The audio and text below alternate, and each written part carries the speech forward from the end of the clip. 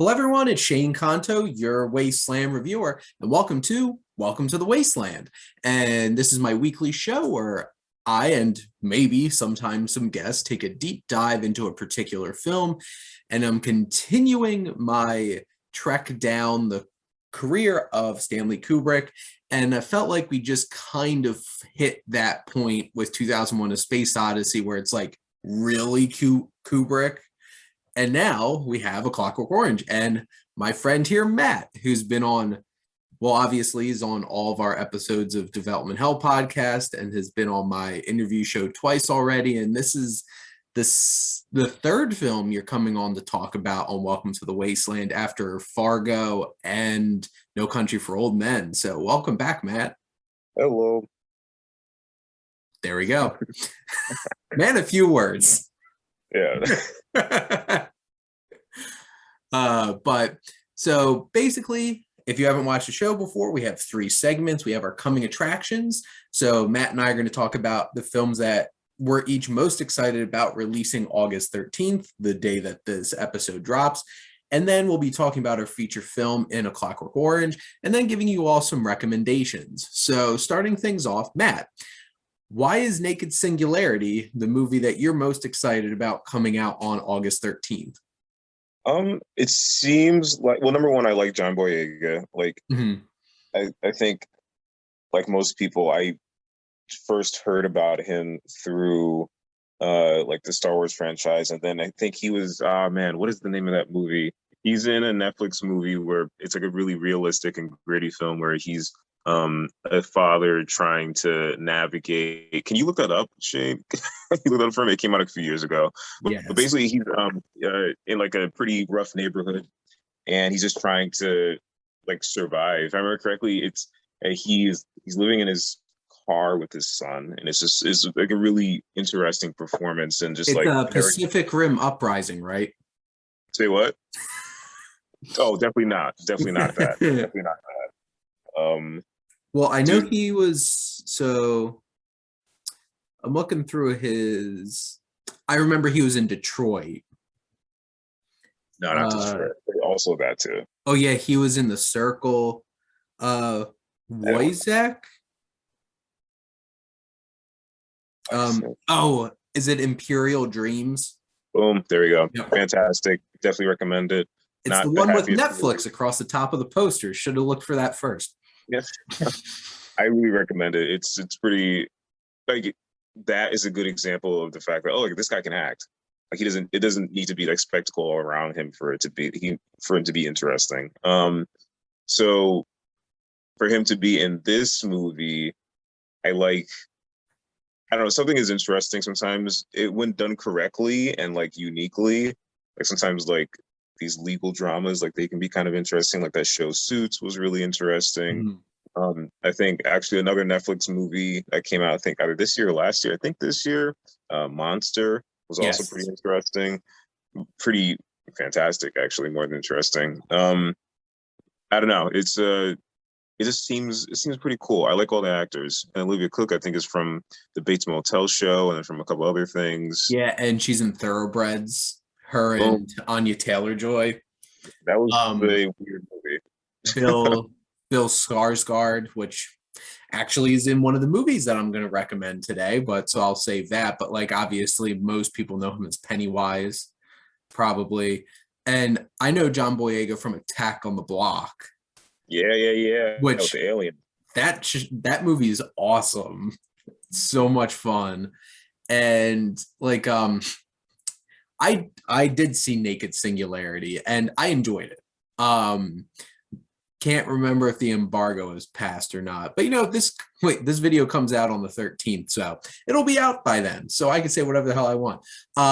It's it's interesting. Like the title comes from like a physics term, and there's literally a character in it, Tim Blake Nelson's character, who like throws out this philosophical stuff every time he's on screen. So like I don't know if that really worked for it, but like strictly from it's like commentary on our justice system and our corrupt system and like the acting. I really enjoyed it a lot. So I definitely think it's worth checking out. So you picked well, Matt. So my pick for this week, I'm going much more in like the crowd pleasing. This looks like it's going to be a silly, fun time. Is Free Guy, because honestly from that first trailer last year, I'm like, this looks like this could be tons of fun or it could be awful and really stupid. And at least from some of the reactions coming out so far, is that it looks like it's more fun and heartwarming than you would expect. So I'm like, okay, I'll take that. They've definitely given away way too much of the movie at this point, because they just gave away like a big surprise from like the climax of the movie. I'm like, why'd you do this? I didn't want to see this. I did not need to see this. But like you have Ryan Reynolds, Little Rel Howery, you have Jodie Comer from Killing Eve, uh, straight from Stranger Things. Uh, Steve is in this, and then Taika Waititi's your villain, and I'm like, he just looks like he's just going like turning it up to 11 and just being silly as hell. So I'm like, I'm probably gonna have a lot of fun with this movie. So I'm looking forward to that. Do I think this is going to be the best film that comes out this weekend? Probably not, especially since I've already seen Coda, and like that's a high bar. So definitely recommend checking out Coda when you get a chance on Apple TV Plus, because it's a great film. And I'm not surprised they spent $25 million buying it to distribute at Sundance. So there you go. But Matt, do you have any thoughts on Free Guy? No, I'm not watching that. But it's okay that it exists. It's okay that it exists.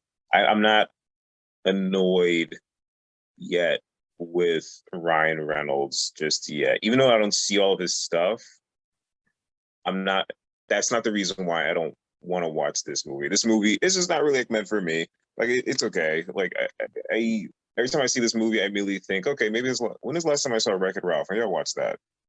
Like I shouldn't want to watch another movie just because I'm watching a trip. But like I I'm not tired of seeing his face like I am maybe like The Rock.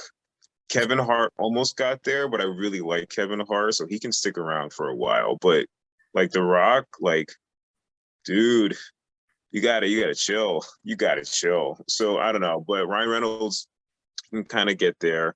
I don't know, but Well, so you're not have a good excited time. for Ryan Reynolds and The Rock in that new Netflix movie that's coming out that apparently is the most expensive Netflix movie of all time. I'm not watching. No, I'm not looking for no, no. I But I will say, Six Underground was fantastic. Also, showed my grandfather Six Underground. He said it was too angry, and I shouldn't be watching that stuff. That was his review. I was not a fan of Six Underground. I'm like, Really? I'm just Just for like, popcorn's sake? I can't have popcorn, Matt.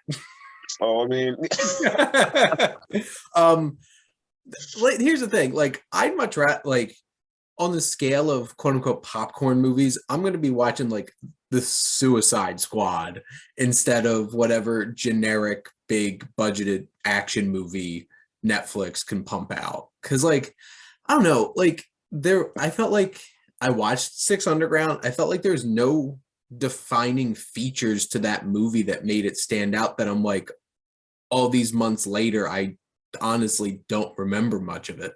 Like giant magnets. F9 did that too. I So, refuse to watch that. and that's fresher in my mind. So you say giant magnets, I'm thinking F9. It's tough because like, especially with like action movies, you have to do something to like shake it up. But you know, it is what it is. I enjoy Ryan Reynolds, so at least it had that going for it. Is that Go ahead. Oh, I was gonna say the one more thing about Kevin Hart is that I like that he can go back and forth between dramatic and comedic. Like you don't see like a lot of back and forth with The Rock ever, and then also with Ryan Reynolds, like he can go there and he does go there, but only in like small segments. But like Kevin Hart is like he's an actor. Like he's not just a comedian, he's an actor. And he's a really good producer too. Like because he produces the show Dave. I like that show on Hulu. Yeah. Oh, Lil Dicky. I really enjoyed Fatherhood, honestly, and I really liked Kevin Hart in it. But now those are our coming attractions. So, Matt, are you ready to talk about our feature film? Hello, yes, yes. I got my high Very school nice. copy. It's I sad that all have the pages turn yellow though, but whatever. I have my copy over there, and then I have my uh Blu-ray book copy of the movie sitting over my stand over there next to my like Steelbook 4K of 2001: A Space Odyssey. Nice. I like this one because it so we're gonna be talking about A Clockwork Orange. Yep. And then I like this because we can get into it a little bit later, but one thing about the movie, about the book, the original cut of the book is that it's, if I remember correctly, it's split into 3 sections and it goes 1, 2, 3, 4, 5, 6, 7. And at the very end, the last chapter, when it was first released, at least I think for Americans, they were like, no, we're gonna take out the last chapter, we're gonna chuck it. And I think that people can debate on whether or not that's a good thing, and maybe if that was left in for like globally, how that would have affected the movie. Mm-hmm. But no, either way, the book is really good. I recommend it. Yes. It's as hard to kind of like it's as hard to like be accessible in terms of the dialogue as like I can't think of anything more like hard to kind of like okay, okay, oh, that's what that means. Okay, like you have to really be paying attention to what they're Yeah. talking about because they're not for a second are they going to slow down. It's not going to be like a random graphic or something like that has a bunch of like words and definitions. Like, but good movie, good book. Exactly. And like, so to start things off, this is one of like Stanley Kubrick did a lot of adaptations. And I feel like Kubrick would be like, I'm going to take this, I like this book. I really like this idea, but after the book, I can do my own thing.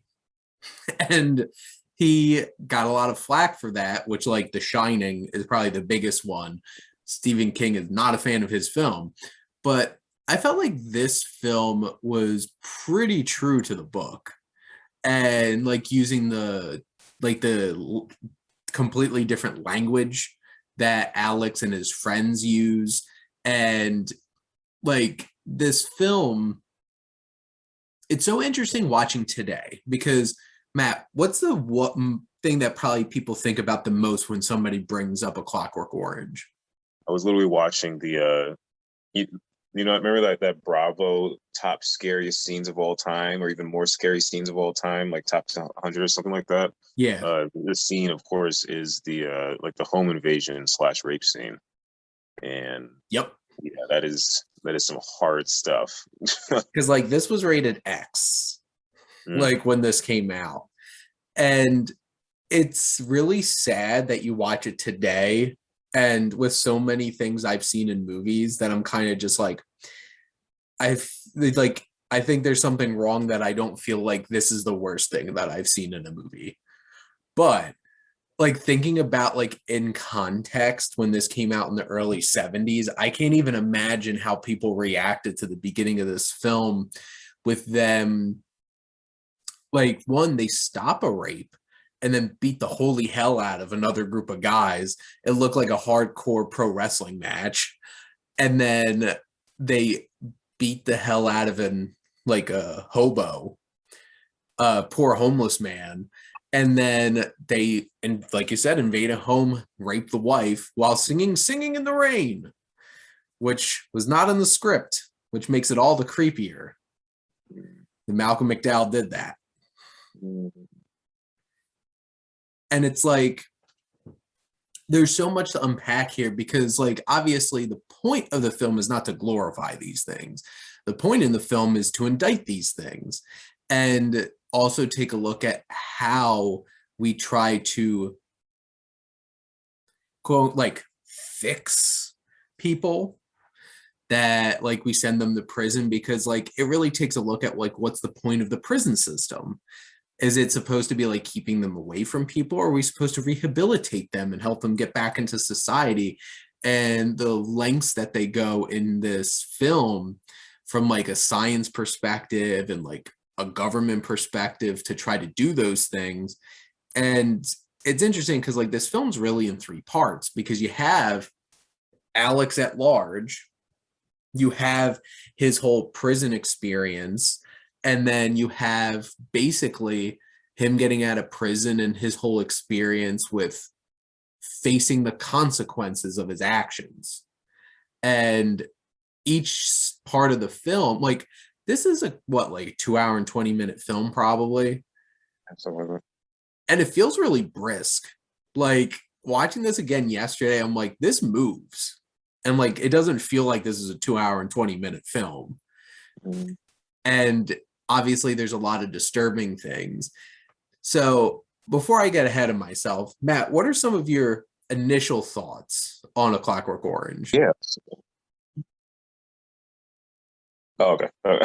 I really like, let's see, I like the fact that it is, as like a lot of commentary, not just on like the political stuff and then I don't know, like the criminal justice things. And that's like a very interesting angle. But then it also has like it has a lot to say about human nature, right? Mm-hmm. So kind of like, um,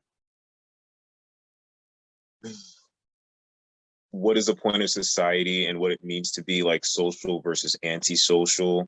So like antisocial, like a lot of people like mix asocial and antisocial. Asocial actually is the word that people are actually usually like referring to when someone doesn't want to be around people, but antisocial means to go against norms and be like a well like Alex, right? So Mm-hmm. that's actually a personality disorder. But anyway, which I think that Alex definitely does have. Actually, it's also interesting because like in the book and the movie, like they don't really talk about it like too much, but he's like a pretty young guy. Remember Yeah. correctly, he's like a teenager. Like Well, you're yeah, supposed to be anyway. because hello, Alex, the Yeah. creepy truant officer that shows up to his house. Yeah, like he's still in high school technically. Like I like the interesting things that it's saying about we as people being like ruled by impulses, and then also, or maybe some of us are, or maybe some of us are just really, or maybe all of us is really, really close, and we're all just kind of like trying to not let everything like escape and break through. I like that angle because it's kind of like a dark way that people usually don't think about like human beings like that. And then I also kind of like so when you think about the last chapter, which I'll spoil in a broad sense, where basically Alex, who is a jerk for a very long time, and then gets like I don't know about like I don't know if the treatment would be necessarily something that would be considered ethical, but there is some sort of like grand consequence for his terrible decisions and choices. Yeah. And then like after that, he has a bunch of more weird stuff happen to him, then he gets rehabilitated. But then at the end of the book, like the original cut of the book, um, he doesn't really want to be like this terrible version of himself anymore. Like he Mm-hmm. doesn't really want to be violent. He doesn't want like he's growing up basically. Like he's developing into a more productive person. And I like that idea because I feel like where a movie so I saw this movie this week, Funny Games, not the greatest movie in my opinion. This is the Mm-hmm. French movie, and I don't feel like watching the American version, but like the violence and what I'm assuming it's saying about humans and funny games, like it's kind of hollow, like really, really hollow, because it's kind of like we're just terrible. Like you're terrible Yeah. for watching this movie. Like people out who like everybody's just terrible and awful. but to have the most like the worst possible person who is also a teenager, so that's even like more like disturbing because it's like more corrupted. Like I don't know, like it's like a victim of the modern age. They keep saying that inside the movie. Like for him to grow up, I guess that says something about maybe what the author feels is that maybe like human beings are all like redemptive. Maybe even if we are just like sacks that are filled with like impulsive, like aggressive tendencies, maybe that's not just the only thing we're filled with. And I like that. I like that idea. I feel like that's like way more hopeful and more accurate, I think. Well, and it's so interesting because how Kubrick leaves this film is It's not that. it's and it's so Kubrick though. Yeah. Like the ending that you get with is like for me it's like one of the most iconic endings to a film because it's such in the face of you have all this science, you have all this government corruption, all of this, all these things trying to get in the way of this character. And what happens in the end? I'm cured, all right. And that shot of like him imagining him having sex with this woman basically at a wedding, just in the middle of things, her just like naked riding him, is just like, yep, this is Kubrick as hell. I love that. I love that shot and that scene because it's like purity and like chasteness and like there's like all this like all the people the way they're dressed. Like this movie was made in like the 70s. Like they were dressed looking like they were from like the 1800s or something like that. Yeah. Like and then in the middle of them is that he's having sex with this woman in the snow. Yep. It's just like just purity, and then there's just like debauchery like right in the center of it. Like I love that contrast. Well, and it's interesting because so much of this film feels like people trying to like cover up these impulses and trying to put on things. So like the whole entire idea of how they like can fix him and like basically programming him to be repulsed by sexual impulses and impulses for violence. And which it was very interesting watching this with Jess because she's a BCBA. And this is like a warped dark version of like behaviorism and what they're doing with this. And it's so like the one part that really sticks out to me in that section of the film where it's like they test him and they have a guy like doing all these things to him and he just gets repulsed. And then that shot, first off, the music in this movie is so ethereal and weird. And when that like naked woman comes out and then it's like and just feels like this whole like epicness about it, and like he's like sitting there looking up at her and you have that like tilted up shot of just this naked woman and then he just becomes repulsed, and like the looks on the faces of the people in the audience, because the priest is disgusted, the mustachioed prison guard guy is getting off basically, and the like the big government guy, the politician, is just looking so smug about how well this whole thing's working. And then the priest starts going on his whole entire thing about free will, and like you're taking away free will because you're not even giving him a choice in the matter. And that's such an interesting thing because it's like I feel like this connects to things like One Flew Over the Cuckoo's Nest, where it's like we're just going to fix him, we're going to lobotomize him, so like he can't do any of those things anymore. He doesn't have even... They say he's the real, we'll give you a real Christian now. Yeah. It's like, whoa, okay. Okay, no. Well, and the whole entire idea of like, and that's probably the biggest thing that hits me in this film because like my perspective on things, it's like I'm a libertarian, and to an extent, mind you, I feel like people should be able to live their lives how they want. Obviously, if you're getting in the way of other people's lives and them living their lives, that's one thing, like all the sick, demented things that Alex does in this film, him and his friends. But like he has no choice anymore. And are you really making a difference? Because like how ethical is this? Because like he didn't really have a choice either. Like they're like, you're gonna be put into this experiment. We're gonna make you better. And that's why that line at the end of the movie is so great, because it's just like, I'm cured, all right. Oh, and also, he's about to like work for the government. Yep. Like, so he's about to like work for the government with all of his like impulsive aggression intact, and which might actually even be kind of like the last final punch at like modern society, because that might be kind of like, well, then like maybe other people are like that in that profession.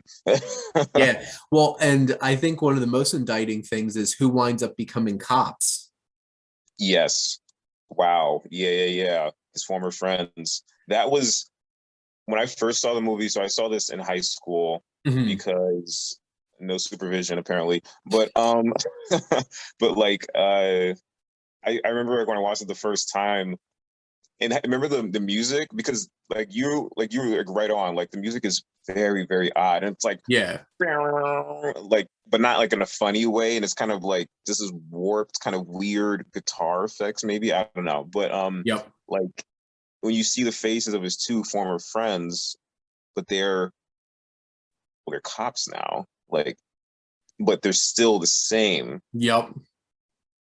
That's that's pretty terrible. Maybe they might that I don't know. There is a certain amount of, I will say, without the third, without knowing about the third, not the third, I guess like the true ending of the book, Yeah. if you just watch the movie, you can kind of take away like only bleakness. Yep. There's bleakness in the government, there's bleakness when you're in prison, when you come out of prison, how you're treated, there's bleakness in like the rehabilitation system, like during and afterwards. Well, actually, for him, it was no rehabilitation afterwards.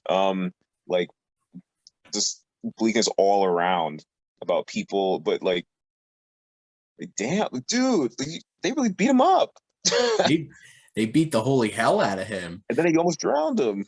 Yeah. And well, and it's so interesting too, because like the whole prison system thing, because it's like they quote unquote fix him and then throw him to the curb.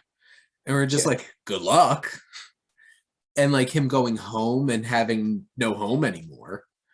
And like his parents moving on. And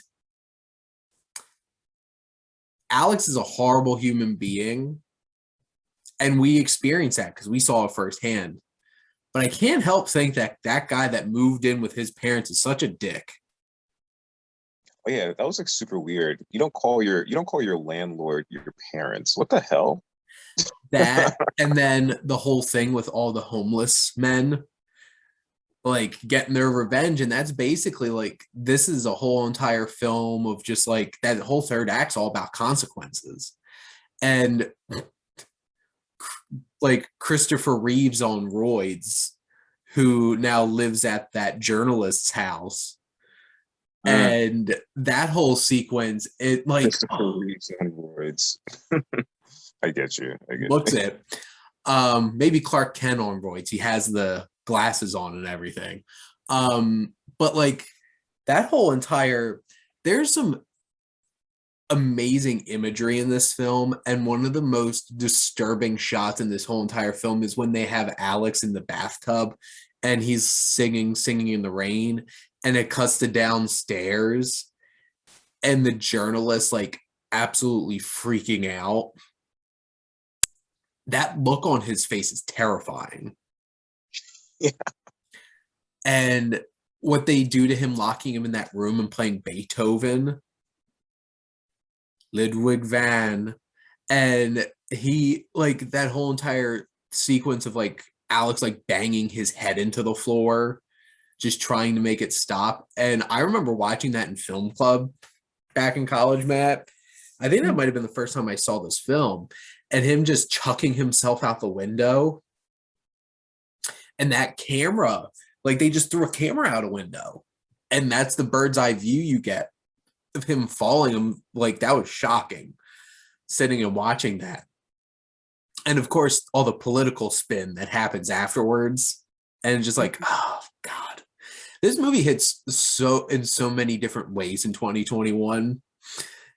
And it's just like some of this stuff is so on point. But thinking about some of the technical aspects, like this film has such a distinct look to it. Color palette, design of everything. The wigs. The wigs. They're like, speaking of symbolism, that one shot, like when you see Alex's bedroom for the first time, and he has that like woman with her legs open on the wall. And side note, apparently Malcolm McDowell was terrified of snakes. Mm-hmm. So Kubrick's just an asshole. But I think we could establish Kubrick is an asshole with how he treats his actors. But that snake crawling right up in between her legs, I'm just like, wow, Stanley Kubrick. We're getting real on the nose here. Yeah. But like some of the most interesting shots, and like the whole him in that record store and like the camera tracking back and like curving around, and then him bringing those two women home and basically going off to the races, which has to be one of the most uniquely shot sex scenes I've ever seen in a movie. Yeah. And also, did you notice?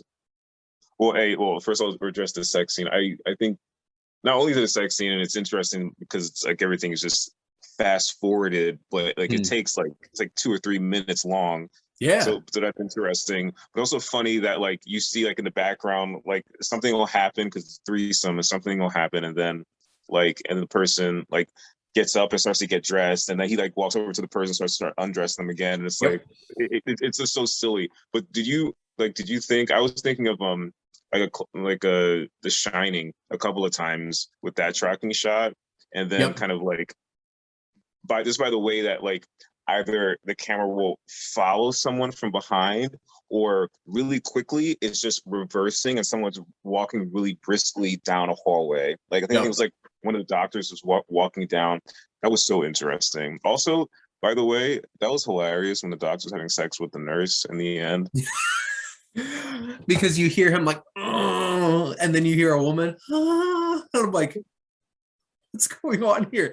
And the curtains cut down, like her breasts are just hanging out, and it's just like, oh my God, this movie's so horny, like from start to finish, like even up to the end. And well, actually, you know what? It's interesting that like that's going on right when, because like we're made to believe that him hitting like the ground and everything kind of like knocked him for a loop, and like the programming wasn't working anymore, kind of thing. And it's interesting that we're reintroduced to Alex in that moment with sex going on in the background. And also that goes with the whole like the theme of like civility is a facade. And like your professional title, like your lab coat or whatever, or like the tie that you wear because you're a politician, on the inside, like you're out for only thing that what do you really want? Like you really want to bash someone's like face in, and you want to like mate. That's all you want to do. That's all you like. Yeah, that's which is sad. But yeah, so like all those tracking shots are so Kubrick, and you see them in Yorgos Lanthimos films, you see them in Wes Anderson films now, and like it all comes down to the Kubrick. And obviously The Shining's like the prototype of that, because like going down those hallways in the Overlook, so creepy. But like even from like the very opening shot of them at the milk bar, which is the most absurd looking design thing. And it just like the music and that camera just tracking backwards. And it like the imagery in Kubrick films are just breathtaking. Like there's the production designs off like out of this world, and how crisp and amazing and visual everything is. One particular scene that's really big for me is like after he has that confrontation with his friends and they try to strong arm him and they're walking down the side of that canal and they're just going in slow motion and how he like asserts his dominance on them, like knocking two of them into the canal, slicing one of their hands, and just like him going full blown. Just like the look on Malcolm McDowell's face is maniacal and just evil. And the whole scene with the cat lady is so disturbing and literally kills her with a giant penis. Also, she's disturbing. I mean, not to kink shame, but she's disturbing. And then I feel like the last big thing that I want to point out is like obviously one of the most iconic scenes is like his reprogramming scene. Yeah, he actually his eyes I think actually got hurt like in real life. Yeah, but I imagine you can't fake that stuff in like 1971. Like that was just a crazy setup. He was kind of like writhing a little bit, and he's like struggling. And the point where he's like, I'm cured. I understand. I don't want to do these things anymore. And they're like, just leave it to us. We know what we're doing. And that's the point where it's like, they don't care if he makes the choice to not be like that anymore. They only care about making him like that. Mm-hmm. And that's where it gets like really disturbing in terms of like that control that they want to have over him, because like I don't know if he really would have stuck with it, you know, but like at that point he seems pretty remorseful. And then like to put it in perspective, like dude, kid's a teenager. Like obviously he's done horrible things. But like obviously in the book, that last chapter, it's in him to want to grow and be a better person. In the film, I feel like that's the moment where it's kind of showing that there might be some of that remorsefulness in him, but they're just like, no, we got this. Don't worry about it. And that's the point where it goes past. It's like, what's the purpose? Is the purpose to rehabilitate him or to reprogram him? And obviously the scientists doing that experiment are obviously like, we want to reprogram him. That's our purpose. That's what we're trying to achieve. Mm-hmm. Because you're not really human anymore. Like if you're just a reaction, like a reaction machine without choices, then you're not really human anymore. I found it. And every single time I watch the movie, and then you see like that scene where he's like kind of reaching out, wanting to touch that woman, but he can't because like it's not just violence that he finds now sickening and makes him want to commit suicide, but also like sex and like that one piece of Beethoven's music, the Ninth. Like it's interesting. Like he's not. And then when the priest says something about free will, like I think they say, well, it's okay, just excuse the details. We're working towards like clearing out our prisons and making new Christians and blah blah blah. That's really sad. That's probably how like most people think about other people in prison, where it's kind of like either lock them away forever or kind of like or fix them, make them. It doesn't. It's not compassionate. It's not empathetic. It's really removed and cold, maybe as cold as Alex is towards other people, except he doesn't have a badge. He just has a dagger instead of a cane. Also, I want that cane. I don't want to do anything with it, but I just want it. So you want a shillelagh with a dagger hidden inside it? I mean, kind of, sort of. Also, some if a jerk wants to kind of like give me crap, then yeah, then I'm gonna reach behind in slow motion. Yeah. He's prepared. But Matt, do you have any other thoughts, ideas, or comments that you want to share about A Clockwork Orange? Maybe high school students should not watch this. And then no, Fair. I think everyone should read, or at least read, the Wikipedia article that's kind of talking about the last chapter, and Mhm. then kind of make their own decision on how they feel about not just the book and the movie separately and then like together, but also just kind of like their own feelings about people. Like, are we truly like more nuanced than just our base impulses, or is that just like BS and just window dressing? Like, I don't know. Like that's something that's a very individual kind of like outlook that someone has to come to. But this is a really cool movie. It sure is. Just warning, this is intense and goes to some dark and disturbing places. Oh yeah, So, trigger warning, total trigger yeah, warning. yes, there is sexual assault, there's murder, there is ultra violence. So, like, make sure that you know that going in. And also a lot of orange, Mm. like a lot of orange, which it's interesting because I don't know if I pointed this out to Hugh, Matt, or Alex, but our thumbnail for Development Hell podcast, I totally got that orange from A Clockwork Orange. Nice. That's what inspired that logo. So there you go, people. A little behind the scenes thing onto our podcast. But I don't know, that orange is just so like striking. Mm. And obviously we're a bunch of cinephiles, so like obviously we have to put things in that are influenced from movies. And based off of Lolita, Doctor Strangelove, 2001: A Space Odyssey, and Clockwork Orange, don't think Stanley Kubrick thinks very highly of people. Yeah, nah. Yeah. But getting to this point, so next week, I'm going to, which Matt's going to love this, next week is Barry Lyndon.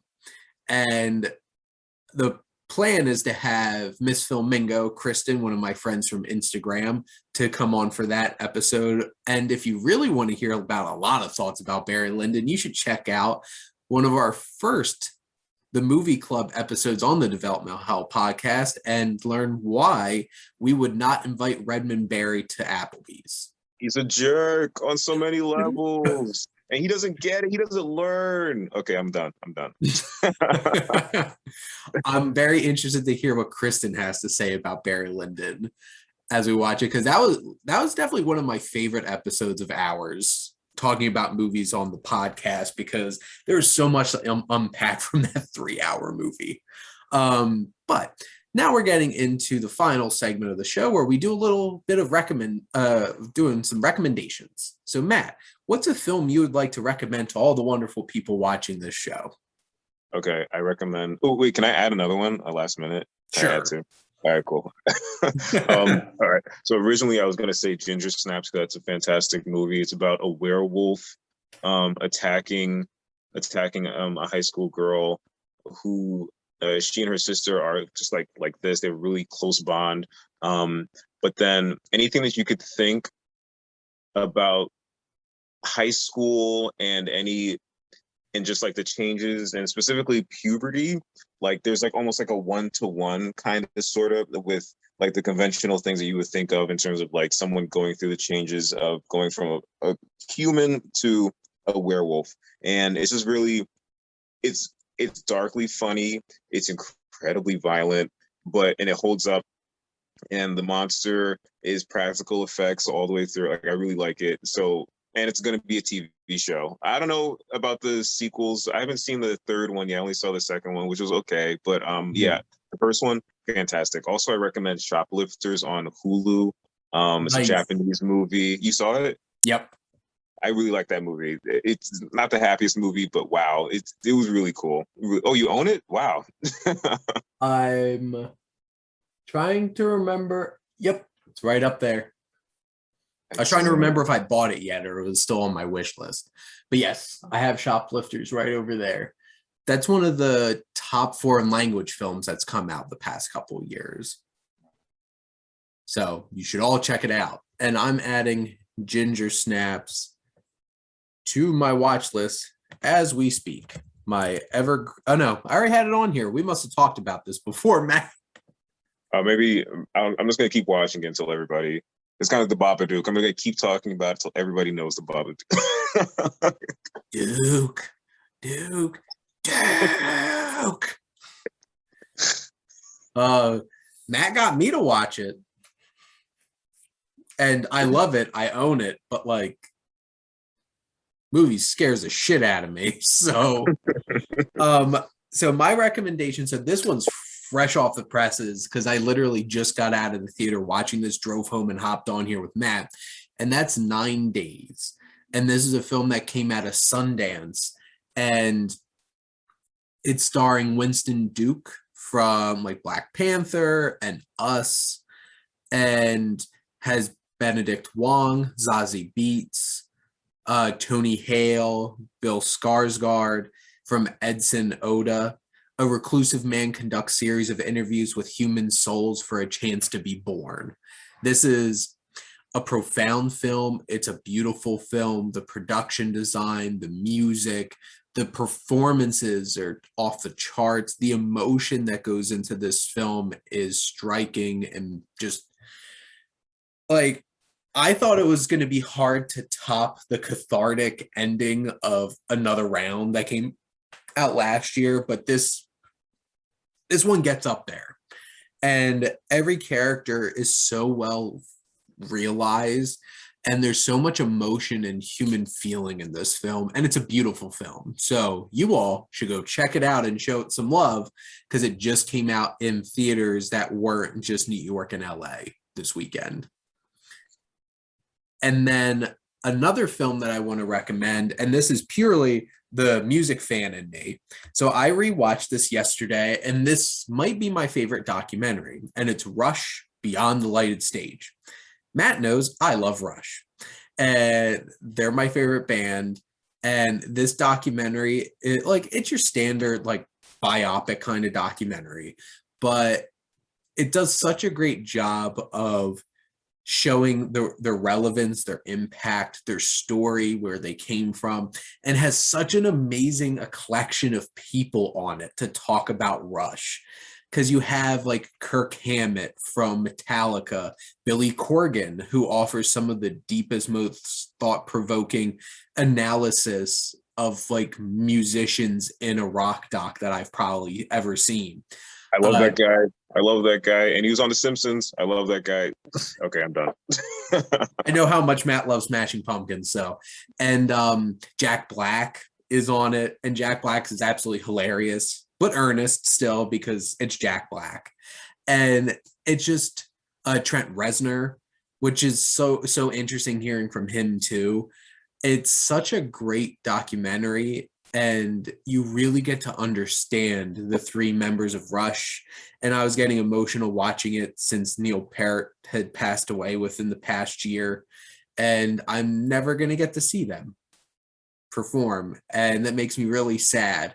But like, I've seen concert docs of theirs, and I listen to their music all the time, and I absolutely love Rush. So if you're a fan of Rush and you haven't seen Rush Beyond the Lighted Stage, check it out. And there you go. There's my recommendations. And also, I'm definitely going to be checking out Ginger Snaps, and you all should check out Shoplifters, because that's a great film too. So thank you for the recommendations, Matt. No problem. So that's a wrap here on Welcome to the Wasteland this week. I know, Matt, we're going to chat about when we're going to bring you on for Scorsese. Yeah. Because I'm going to be talking about Martin Scorsese for 40 weeks. 40. I'm going to be talking about Scorsese films starting in September all the way until June. So it's going to be a fun ride. But Matt, thank you for coming on to Welcome to the Wasteland. Thank you for having me, Shane, as always. And thank all of you out there for always tuning in and supporting your Wasteland Reviewer.